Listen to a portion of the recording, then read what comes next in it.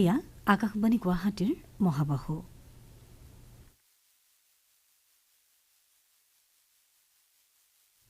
প্ৰশ্ৰোতা, আগবঢ়োৱা হৈছে দৃষ্টিপাত। আজিৰ অনুষ্ঠানত উত্তৰ পূব খাদ্য মহোৎসৱ সন্দৰ্ভত অসম ঔদ্যোগিক উন্নয়ন নিগমৰ পৰিচালন সঞ্চালক মানৱেন্দ্ৰ প্ৰতাপ সিঙৰ সৈতে এটি সাক্ষাৎকাৰ প্ৰচাৰ কৰা হৈছে। তেখেতৰ সৈতে কথা বতৰাত ভাগ লৈছে মানৱ প্ৰতিম শৰ্মাই। সমস্তকে দৃষ্টিপাত অনুষ্ঠানলৈ আদৰণি জনালোঁ। আজি আমি ষ্টুডিঅ'ৰ মজিয়াত নহয়, গুৱাহাটীৰ মণিৰাম দেৱান ট্ৰেড চেণ্টাৰত উপস্থিত আছোঁ আৰু আমি ইয়াৰ পৰাই দৃষ্টিপাত অনুষ্ঠান আজি সম্প্ৰচাৰ কৰিম। আমাৰ সৈতে আছে অসম চৰকাৰৰ জ্যেষ্ঠ বিষয়া, ভাৰতীয় প্ৰশাসনিক সেৱাৰ বিষয়া শ্ৰীযুত মানৱেন্দ্ৰ প্ৰতাপ সিং ডাঙৰীয়া। আমি শ্ৰীযুত সিং ডাঙৰীয়াক আমাৰ অনুষ্ঠানলৈ আদৰণি জনালোঁ। কালি সামৰণি পৰিছে গুৱাহাটীৰ মণিৰাম দেৱান ট্ৰেড চেণ্টাৰত 3 দিনীয়া কাৰ্যসূচী অনুষ্ঠিত হৈছিলে নৰ্থ ইষ্ট ফুড ফেষ্টিভেল। আমি প্ৰধানকৈ এই বিষয়ে কথা পাতিম। শ্ৰীযুত সিং ডাঙৰীয়া, যদি আপুনি প্ৰথমে আমাক জনায় যে AIDC তৰফৰ পৰা অসম চৰকাৰৰ উদ্যোগ আৰু বাণিজ্য বিভাগৰ সহযোগত যি আপোনালোকে নৰ্থ ইষ্ট ফুড ফেষ্টিভেলৰ আয়োজন কৰিছে, ইয়াৰ প্ৰধান লক্ষ্য কি? নমস্কাৰ মানস আৰু সকলো ৰাইজক নমস্কাৰ জনাইছোঁ। এইবাৰ অসম চৰকাৰ আৰু AIDCৰ উদ্যোগত আমি এটা north east regional food festival আয়োজন কৰিছোঁ মণিৰাম দেৱান ট্ৰেড চেণ্টাৰত। এইটো আৰম্ভ হৈছে 29 তাৰিখৰ পৰা আৰু 31 তাৰিখলৈকে চলিব। এই অনুষ্ঠানৰ আয়োজন কৰা হৈছে ministry of food processing industry, government of ইণ্ডিয়াৰ নিৰ্দেশত। আমি জানো যে আমাৰ যোৱা কেইবছৰ ধৰি ফুড প্ৰচেছিঙৰ ওপৰত আমাৰ ভাৰত চৰকাৰৰ বা ৰাজ্য চৰকাৰৰ যথেষ্ট এটা ইম্পৰ্টেঞ্চ ৰাখিছোঁ যে ফুড প্ৰচেছিং এটা ছেক্টৰ আৰু বিজনেছ হিচাপে আগবাঢ়িব লাগে। গতিকে সেইটো আগবঢ়াবলৈ আমি মিনিষ্ট্ৰী অফ ফুড প্ৰচেছিং নিৰ্দেশ মৰ্মে এটা ৱৰ্ল্ড ফুড ইণ্ডিয়া প্ৰগ্ৰাম যিটো দিল্লীত হ'ব 3 নৱেম্বৰৰ পৰা 5 নৱেম্বৰ 2023। এই ৱৰ্ল্ড ফুড ইণ্ডিয়া এটা হ'ল নেশ্যনেল আৰু মাল্টি নেশ্যনেল ইভেণ্ট। তাতে ফুড ছেক্টৰৰ যিমানখিনি ষ্টেক হোল্ডাৰ আছে, কোম্পানীজ আছে, এক্সপাৰ্টছ আছে, টেকনলজিজ আছে বা ফুড এক্সপাৰ্টছ আছে, যিমানখিনি এনেকুৱা ষ্টেক হোল্ডাৰ আছে তেওঁলোকে তাতে যোগদান কৰিব। গতিকে এই অনুষ্ঠানৰ এটা সৰু অনুষ্ঠান হিচাপে বা ৰান আপ ইভেণ্ট হিচাপে north east regional food festival আমি আয়োজন কৰিছোঁ, যাতে আমাৰ নৰ্থ ইষ্টত এটা ফুড প্ৰচেছিং বা ফুড টেকনলজি ছেক্টৰত এটা সজাগতা ষ্টাৰ্ট হওক আৰু এইটো ছেক্টৰত জড়িত থকা মানুহখিনিয়ে যাতে ৱৰ্ল্ড ফুড ইণ্ডিয়াৰ কথাটো গম পায়। ৱৰ্ল্ড ফুড ইণ্ডিয়া যোৱাবাৰ 2017 চনত হৈছিলে, এইবাৰ 2023ত হৈ আছে। এইটোতো বহুত ডাঙৰ ইভেণ্ট। গতিকে নৰ্থ ইষ্টক এপ্ৰপ্ৰিয়েটলি তাতে প্ৰেজেণ্ট কৰিব পৰা যায়। নৰ্থ ইষ্টৰ পৰা ফুড ছেক্টৰত যিমানখিনি মানুহ আছে জড়িত হৈ আছে বা ফুড ছেক্টৰত যিটো পটেঞ্চিয়েল আছে, এগ্ৰি হৰ্টি প্ৰডিউচ আছে বা যিখিনি কমপ্লিমেণ্টাৰী ছেক্টৰছ আছে, পিগৰী, ভেটেনেৰী, ডেইৰী, ফিচাৰী, সেইখিনিত জড়িত থকা মানুহে যাতে ইয়াত আহি তেওঁলোকৰ কি ৰোল আছে, কেনেকৈ তেওঁলোকে আগবাঢ়িব পাৰিব এই ছেক্টৰৰ ক্ষেত্ৰত, কেনেকৈ তেওঁলোকে নিজক উপস্থাপিত কৰিব পাৰে এনেকুৱা নেশ্যনেল ইণ্টাৰনেশ্যনেল ফুড ফেষ্টিভেলত, আৰু ইয়াত উপস্থিত থকা বেলেগৰ লগত কেনেকুৱা তেওঁলোকে কোৰিলেশ্যন কৰিব পাৰে, কেনেকুৱা তেওঁলোকে পাৰ্টনাৰশ্বিপ কৰিব পাৰে, সেইটো কৰিবলৈ আমি তেওঁলোকক ৰেডি কৰিবলৈ ভাবিছোঁ। সেইকাৰণে এইটো আমি ফুড ফেষ্টিভেল আয়োজন কৰিছোঁ।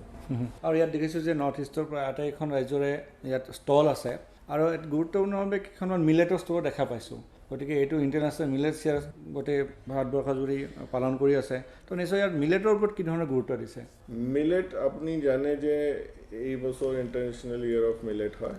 মিলেটৰ ইম্পৰ্টেঞ্চ আমাৰ পূৰ্বপুৰুষসকলে জানিছিলে। আগতে আমি জানো যে গোটেই ভাৰতবৰ্ষত মিলেট এটা মেইন এটা খাদ্য হিচাপে আমি ইউজ কৰিছিলোঁ।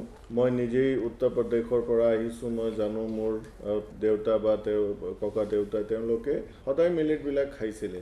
মিলেট এটা ছুপাৰ ফুড হয়। আমি জানিব লাগে মিলেটৰ বহুত ইম্পৰ্টেঞ্চ আছে। আজিকালি আমাৰ ষ্টেপল ফুড হ'ল ৰাইচ বা আমি ফ্ল'ৰ ইউজ কৰোঁ, আমাৰ হুইট ইউজ কৰোঁ, কিন্তু তাতে আমাৰ কাৰ্বহাইড্ৰেট কণ্টেণ্ট বহুত বেছি। মিলেটত বিশেষভাৱে ফাইবাৰ কণ্টেণ্ট বেছি আছে। এইটো আমাৰ ডাইজেষ্টিভ হয়, তাতে এণ্টি অক্সিডেণ্ট আছে, তাতে মানে আমাক এফেক্ট কৰা যিটো হাৰ্ম কৰা কোনো ধৰণৰ বস্তুটো নাই। গতিকে মিলেট যদি আমাৰ ডাইটত এটা পাৰ্ট হিচাপে যদি থাকে, তেতিয়া আমাৰ ওভাৰঅল যিটো আমাৰ পোষণ মানে আমাৰ নিউট্ৰিশ্যন সেইটো ভাল হয়। আৰু মিলেটৰ খেতি কৰিলে আমাৰ যিটো চাউল বা আমাৰ ঘেঁহুৰ ওপৰত যিটো আমাৰ নিৰ্ভৰতা এইটো কমি যায়। আৰু আমিও জানো আজিকালি ক্লাইমেট ৰেজিলিয়েণ্ট ক্ৰপছটো লাগে আমাক, গতিকে millet is a climate resilient crop, মানে মিলেটক পানী নালাগে, বেছি ছানলাইট হ'লে একো দিগদাৰী নহয়, যিকোনোবা মানে এইটো পৰিৱেশত মিলেটটো আমি হাৰ্ভেষ্ট কৰিব পাৰোঁ। গতিকে মিলেটৰ ওপৰত আমাৰ প্ৰধানমন্ত্ৰীয়েও যথেষ্ট গুৰুত্ব দিছে, আৰু সেইটো আমাৰ অভাৰঅল যিটো আমাৰ লাইফষ্টাইল, আজিকালি lifestyle disease, diabetes, blood pressure বা এনেকুৱা ধৰণৰ ডিজিজ হৈ আছে য'ত মানুহে হাই কাৰ্বহাইড্ৰেট কণ্টেণ্ট থকা ডায়েটটো খাব নোৱাৰে, কিন্তু মিলেটছ খাই থাকিলে এইটো কাৰ্বহাইড্ৰেটৰ ওপৰত নিৰ্ভৰতা আমি কমাব পাৰোঁ। গতিকে মিলেটৰ ওপৰত জোৰ দিছোঁ। নৰ্থ ইষ্টত আমি দেখা পাইছোঁ মিলেটৰ ইমান ট্ৰেডিশ্যন নাই। গতিকে আমি নৰ্থ ইষ্টত মিলেট লোকপ্ৰিয় কৰিবলৈ আগবাঢ়ি আছোঁ আৰু ভাবিছোঁ যে আমাৰ কৃষকসকলে মিলেটৰ ওপৰত অলপ জোৰ দিব, তেওঁলোকে মিলেটৰ খেতি কৰিব।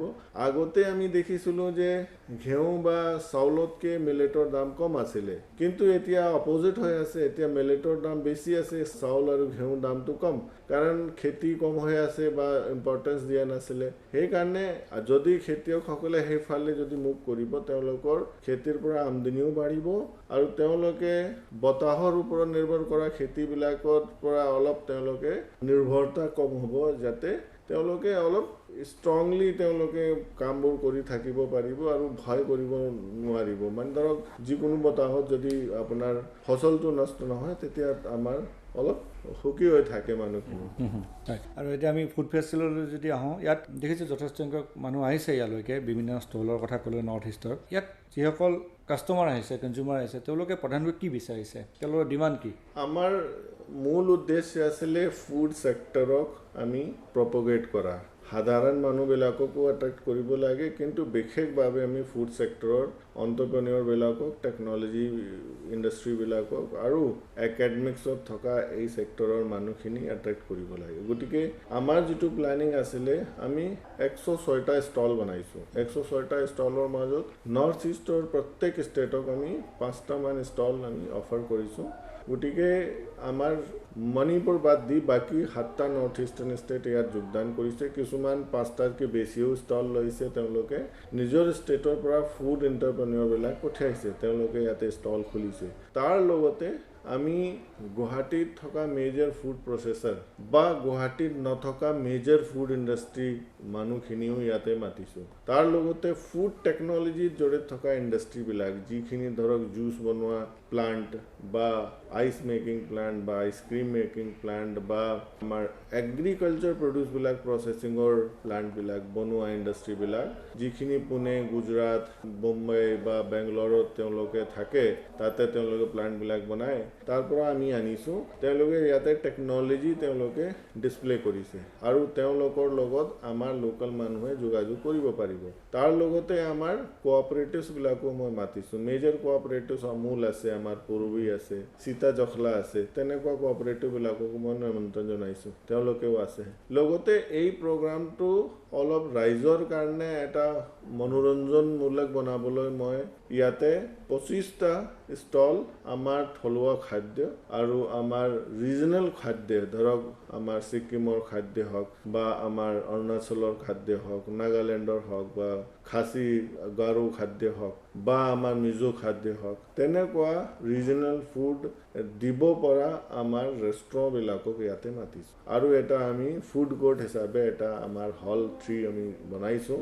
তাতে আমাৰ লোকেল এণ্টাৰপ্ৰেনিয়ৰবিলাক বা আমাৰ ভাল যিটো ফুড ছেক্টৰৰ কাম কৰা কোম্পানীবিলাক, যিটো আমাৰ লোকেলি তেওঁলোকে ৰাইজ কৰিছে, ধৰক ৰিপুজ আছে বা আৰু এনেকুৱা কেইবাটাও কোম্পানী বা চাহৰ ক্ষেত্ৰত এৰমিকা আছে আৰু কিছুমান আছে কোম্পানীবিলাক, যিখিনি ভাল প্ৰদৰ্শন কৰি আজি এটা নাম তেওঁলোকে কমাইছে বা নাম তেওঁলোকৰ আছে মাৰ্কেটত, তেনেকুৱা প্লেয়াৰবিলাককো মই মাতিছোঁ। ইয়াৰ লগতে গভৰ্ণমেণ্ট অফ আছামৰ ইণ্ডাষ্ট্ৰী ডিপাৰ্টমেণ্টৰ লগত agri, horti, veterinary, fishery, dairy চবক আমি মাতিছোঁ, স্কিল ডেভেলপমেণ্টৰ মানুহখিনি মাতিছোঁ। মোৰ যিটো উদ্দেশ্য আছিলে, মই খেতৰ পৰা মোৰ টেবললৈকে অহালৈকে যিমানখিনি ছেক্টৰ ইনভলভ হৈ আছে ফুডত, চবক মই ইয়াতে জড়িত কৰিব খুজিছিলোঁ। গতিকে চব ছেক্টৰ ইয়াতে ষ্টল হিচাপে ৰিপ্ৰেজেণ্ট হৈ আছে, একাডেমিচিয়ানো আহি আছে।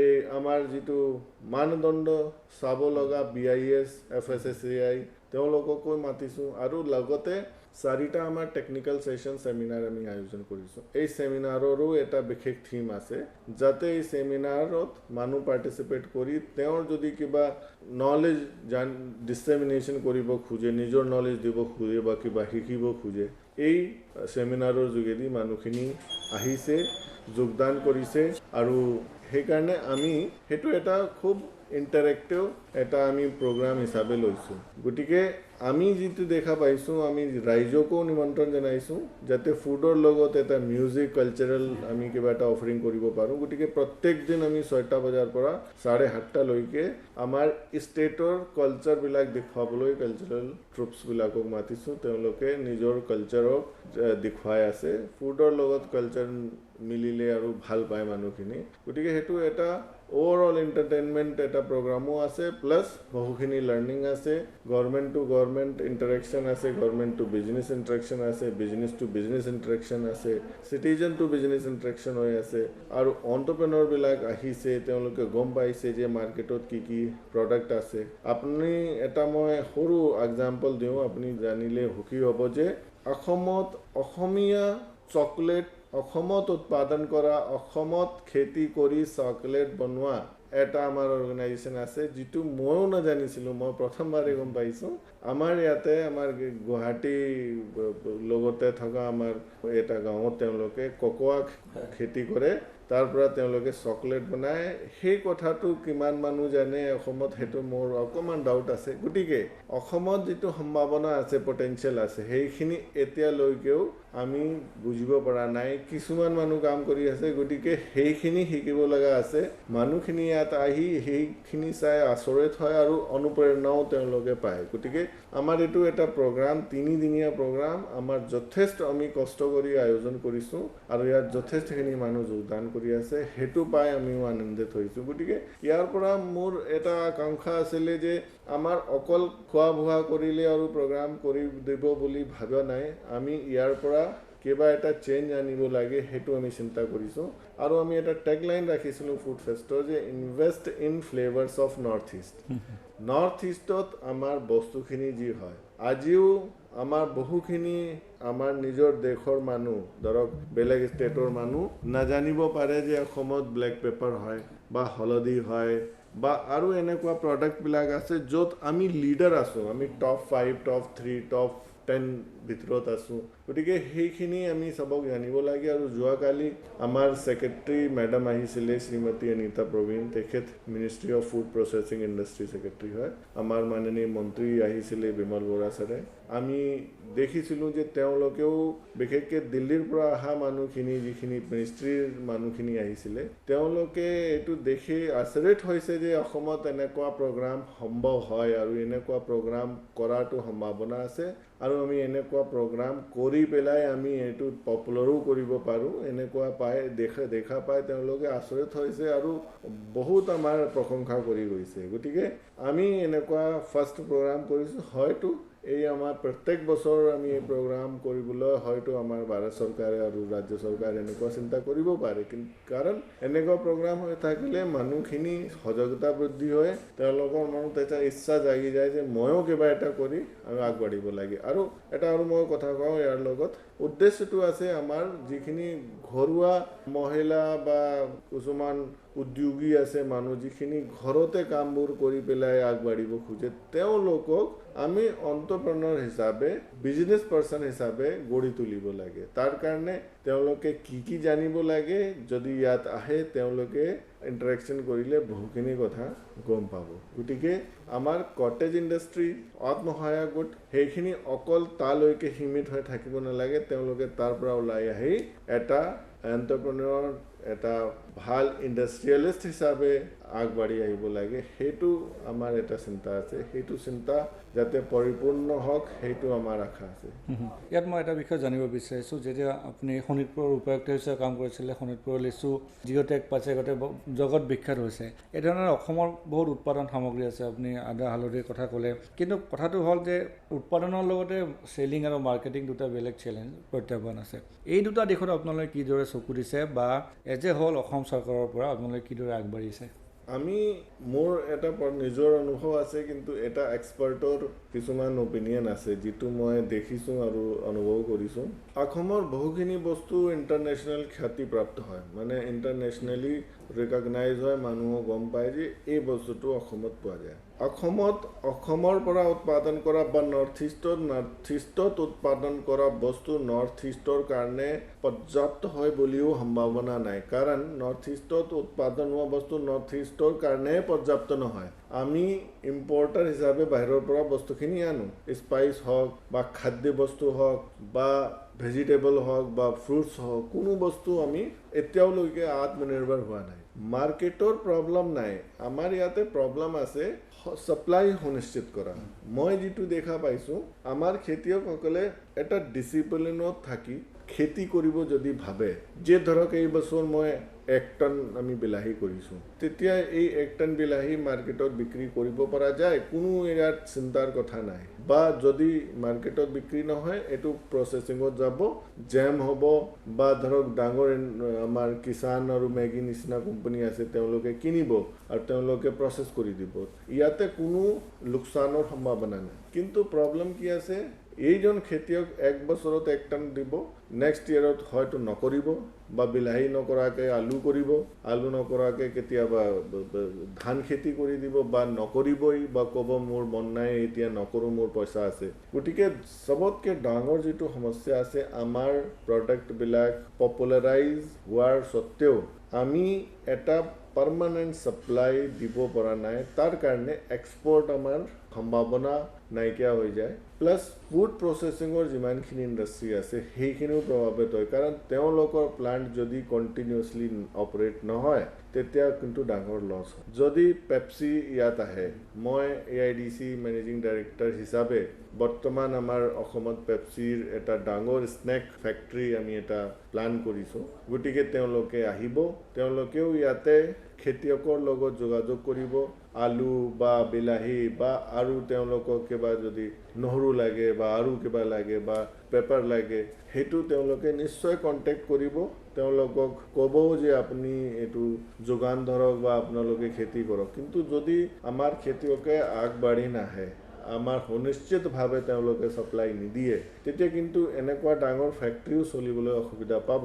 গতিকে এটা হ'ল আমাৰ খেতিয়কৰ পৰা এটা আশ্বাস যে মই প্ৰত্যেক বছৰ আপোনাক এটা সুনিশ্চিত ছাপ্লাই দিম। তাৰপিছত এটা ষ্টেণ্ডাৰ্ডাইজেশ্যন অফ ক্ৰপ হ'ব লাগে, মানে যিটো আমাৰ চিড আৰু কোৱালিটি অফ চিড হয়, আৰু আমাৰ খেতিয়কসকলে অলপ বৈজ্ঞানিকভাৱে খেতি কৰা যিটো ছিষ্টেম আছে সেইখিনি জানিব লাগে, যে ইনছেক্টিচাইড কিমান দিব লাগে, ফাৰ্টিলাইজাৰ কিমান দিব লাগে। যধে মধে যদি খেতি কৰে তেতিয়া কিন্তু প্ৰডাক্ট বেয়াভাৱে প্ৰভাৱিত, সেইকাৰণে তেওঁলোকৰ প্ৰডাক্টৰ মূল্যটো কমি যায় কেতিয়াবা। গতিকে এই ছেকেণ্ডটো ইম্পৰ্টেঞ্চ সেইটো আছে।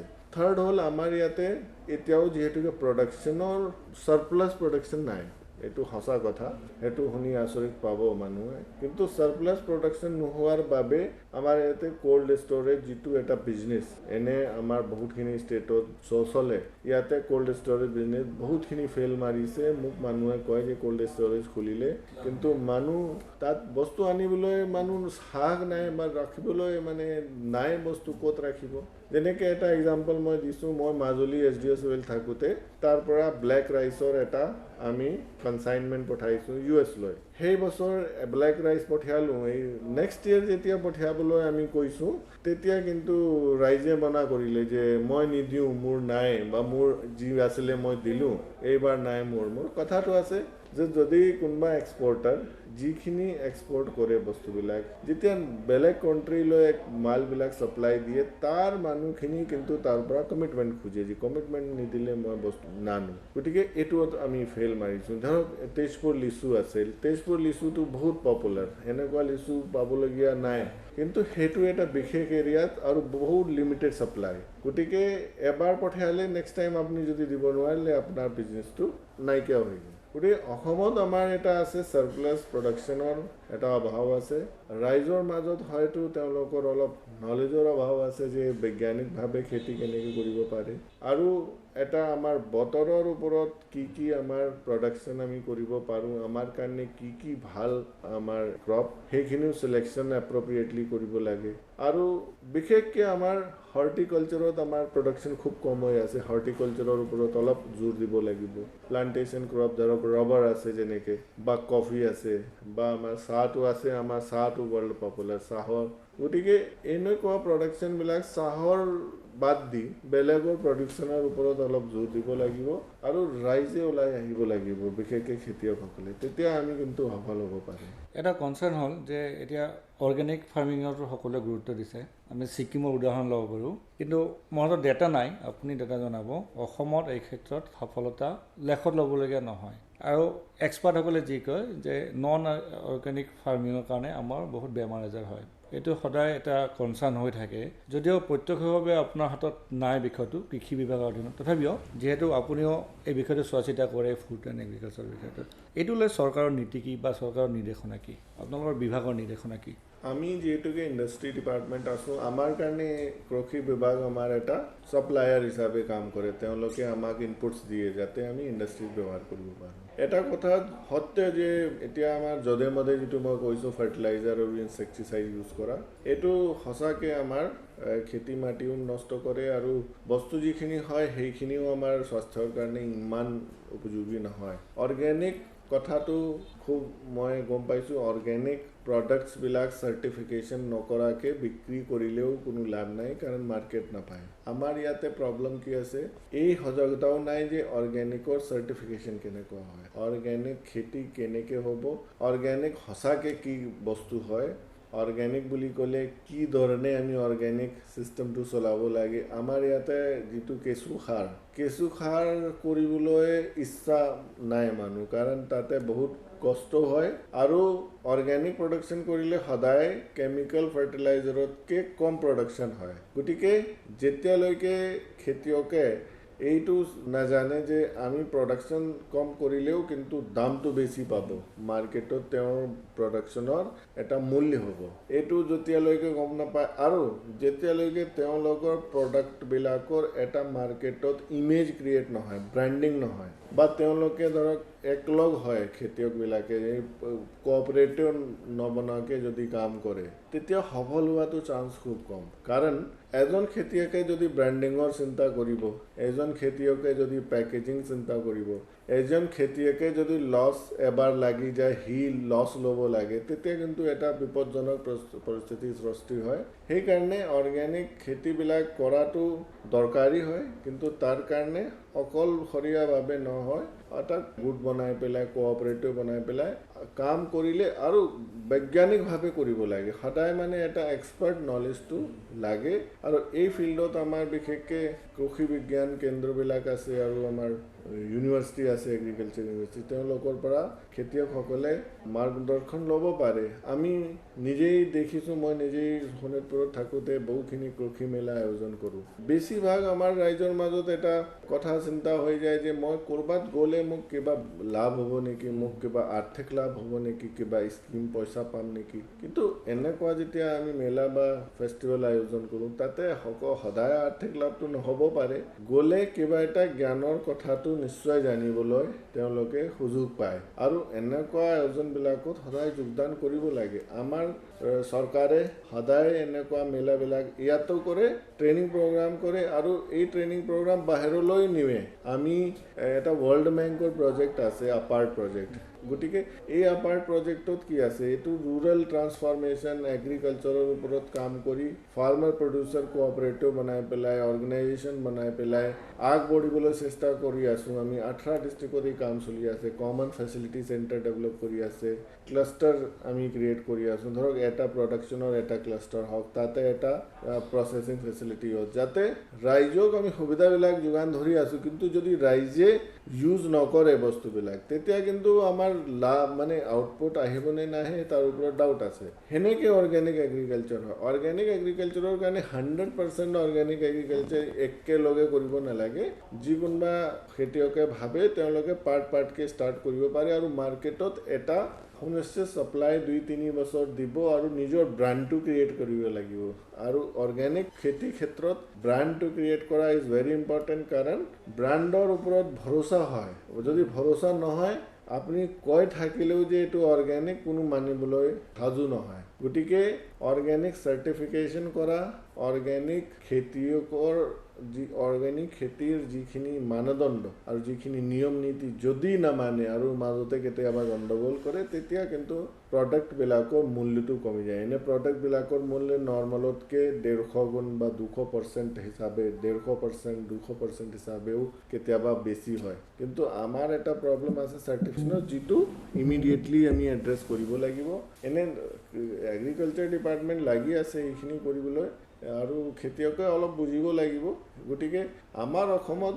এতিয়াও মাটিবিলাকৰ যিটো উৎপাদকতা সেইটো খুব ভাল হয় আৰু পাঞ্জাব বা হাৰিয়ানাৰ নিচিনা ইমান বেয়া হোৱা নাই গতিকে আমাৰ এতিয়াও কিছুমান মই ঠাই দেখিছোঁ কিছুমান ভিতৰুৱা অঞ্চল গৈছোঁ য'ত এতিয়াও অৰ্গেনিক কাল্টিভেশ্যন কৰে কিছুমান এলেকাত মই নিজেই বহুখিনি ডিষ্ট্ৰিক্টত আছিলোঁ গতিকে সেইটো যদি আমি শিকিব পাৰোঁ আৰু সেইখিনি শিকি আগবাঢ়িব পাৰোঁ আৰু আমাৰ যিটো অৰ্গেনিক বস্তুবিলাক আছে যিখিনি কেঁচু সাৰ বনাবলৈ উপযোগী সেইখিনি কৰিব পাৰোঁ গতিকে আমাৰ ষ্টেটৰ পৰা এটা অৰ্গেনিক ৰিভলিউশ্যন গ্ৰীণ ৰেভলিউশ্যন আমাৰ প্ৰধানমন্ত্ৰী কয় যে এতিয়া নেক্সট ৰেভলিউশ্যন নৰ্থ ইষ্টৰ পৰা হ'ব গতিকে আমাৰ এটা ইম্পৰ্টেণ্ট ৰোল আছে আমি কৰিব পাৰিম সেইটো সম্ভাৱনা আছে হয় আমাৰ প্ৰায় সময় শেষ হৈছে আৰু শেষত এতিয়া নৰ্থ ইষ্ট ফুড ফেষ্টিভেল আপোনালোকৰ আয়োজন কৰিলে AIDCৰ পৰা চ' ইয়াৰ লগতে AIDC আৰু পৰৱৰ্তী লক্ষ্য কি হ'ব AIDC বিশেষভাৱে আমাৰ ইণ্ডাষ্ট্ৰিয়েল এৰিয়া ডেভেলপমেণ্ট কৰোঁ আমি এতিয়া যিহেতুকে অসমত যোৱা 30-40 বছৰৰ যিটো এটা অন্তৰাল আছিলে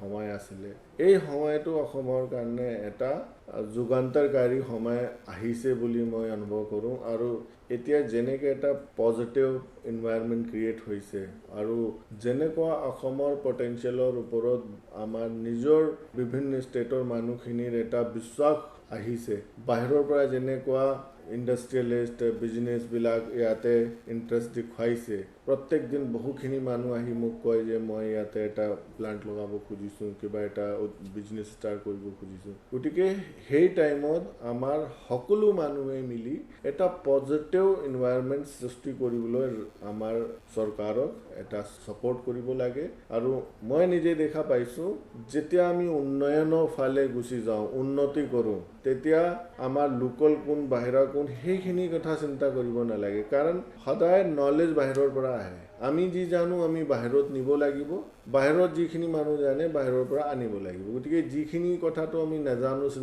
আমি কেতিয়াও বুজি পোৱা নাই সেইখিনি কথা সদায় বাহিৰৰ পৰা আনিব লাগিব গতিকে তাৰ পৰা এক্সপাৰ্ট আহিব বিজনেছমেন আহিব ইয়াতে যদি প্লান্ট কৰিব তেতিয়া আমাৰ লোকেল মানুহখিনি ৰোজগাৰ পাব তেওঁলোকে টেকনলজি দেখিব শিকিব আৰু নিজৰ কাম আগবঢ়াব গতিকে সম্ভাৱনা বহুত বেছি আছে ইয়াত বনাই পেলাই আমাৰ যিমানখিনি কাষৰীয়া দেশবিলাক আছে বিশেষকৈ বাংলাদেশ ম্যানমাৰ আৰু ভূটান তালৈকেও আমাৰ বহুতখিনি বস্তু সাপ্লাই এতিয়াও হৈ আছে আৰু হ'ব যদি আমি অসমক এটা উদ্যোগ কেন্দ্ৰ হিচাপে গঢ়ি তুলিব পাৰোঁ উদ্যোগ নোহোৱাকৈ কোনো ৰাজ্য কোনো দেশ উন্নতি ভাবিব নোৱাৰে উদ্যোগ আহিবই লাগিব এতিয়া অসমত কি ধৰণে উদ্যোগ আহিব অসমৰ মানুহখিনিয়ে সেইখিনি চিন্তা কৰিব লাগিব সাপোৰ্ট কৰিব লাগিব অসমত বহুত মানুহ ইণ্টাৰেষ্ট দেখুৱাইছে নেশ্যনেল ইণ্টাৰনেশ্যনেল কোম্পানীবিলাক আহি আছে আমি তেওঁলোকক ইনফ্ৰাষ্ট্ৰাকচাৰ দিবলৈ চিন্তা কৰি আছোঁ আমি ভাল ভাল ইণ্ডাষ্ট্ৰিয়েল এৰিয়া ডেভেলপমেণ্ট কৰি আছোঁ আমি বিশেষকৈ গুৱাহাটীৰ আশে পাশে আছে আমি প্ৰত্যেক ডিষ্ট্ৰিক্টত এটা ডাঙৰ ইণ্ডাষ্ট্ৰিয়েল এৰিয়া সৃষ্টি কৰিবলৈ এতিয়া প্ৰচেষ্টা হাতত লৈছোঁ ইতিমধ্যে এই বছৰ চৰকাৰ বাজেটত লেণ্ড বেংক বনাবলৈ এটা বিশেষভাৱে বাজেটৰ ব্যৱস্থা কৰিছে গতিকে ৰাইজে আগবাঢ়ি আহিব লাগিব ইণ্ডাষ্ট্ৰিবিলাকক হাৰাশাস্তি কৰিব নালাগে তেওঁলোকক যিমান পাৰে হেল্প কৰিব লাগিব আৰু আমিও ভাবিছোঁ তেওঁলোকে নিয়ম নীতি মানি ইয়াতে কাম কৰিব ইণ্ডাষ্ট্ৰি আগবঢ়াব আৰু আমাৰ লোকেল এনচিলাৰী যিখিনি পেৰিফেৰি যিখিনি ইণ্ডাষ্ট্ৰি হয় তেওঁলোকে নিজেই উঠি আহিব যদি এটা ইণ্ডাষ্ট্ৰি হয় তাৰ লগত 6টা আৰু সৰু ইণ্ডাষ্ট্ৰি চলিব আৰু বহুতখিনি আৰু কাম আগবাঢ়ে যেনেকৈ টেক্সি আহিব ধৰক এয়াৰপৰ্টত মানুহ আহিলে হোটেল লাগিব হোটেলত বেৰাৰ লাগিব চেফ লাগিব মানে ভাবিব নোৱাৰা এটা ডেভেলপমেণ্ট আৰু গুৱাহাটীত এই ডেভেলপমেণ্ট আমি যোৱা কেইবছৰ ধৰি দেখা পাইছোঁ এইটো গোটেই অসমত এটা বিপ্লৱ সৃষ্টি হোৱাটো সম্ভাৱনা আছে, এটা ৰেভলিউশ্যন হ'ব, ডেভেলপমেণ্ট হ'ব আৰু আমি চেষ্টা কৰি আছোঁ যে অসমক এটা industrial hub, financial hub, economic hub হিচাপে গঢ়ি তুলিব পাৰোঁ। আজি আমাৰ সময় শেষ হ'ল। আমি আশা কৰোঁ পৰৱৰ্তী সময়ত এই বিষয়তে আপোনাৰ সৈতে আমি ষ্টুডিঅ'ৰ মজিয়াত আলোচনাত অংশগ্ৰহণ কৰিব পাৰিম। পুনৰ আপোনালৈ ধন্যবাদ জনাই আমাৰ আজিৰ দৃষ্টিপাত অনুষ্ঠানত ইয়াতে সামৰণি মাৰিলোঁ। ধন্যবাদ। দৃষ্টিপাত অনুষ্ঠানত ইমান পাৰে শ্ৰোতাসকলে উত্তৰ পূব খাদ্য মহোৎসৱ সন্দৰ্ভত অসম ঔদ্যোগিক উন্নয়ন নিগমৰ পৰিচালন সঞ্চালক মানৱেন্দ্ৰ প্ৰতাপ সিঙৰ সৈতে সাক্ষাৎকাৰটি শুনিলে। সাক্ষাৎ গ্ৰহণ কৰিলে মানৱ প্ৰতিম শৰ্মাই। এই আকাশবাণী গুৱাহাটীৰ মহাবাহু। এতিয়া 8:30 বজাত স্পৰ্টছ কেন আৰু 8:45 সমাচাৰ সন্ধ্যা দিল্লী কেন্দ্ৰৰ পৰা ৰিলে কৰি শুনোৱা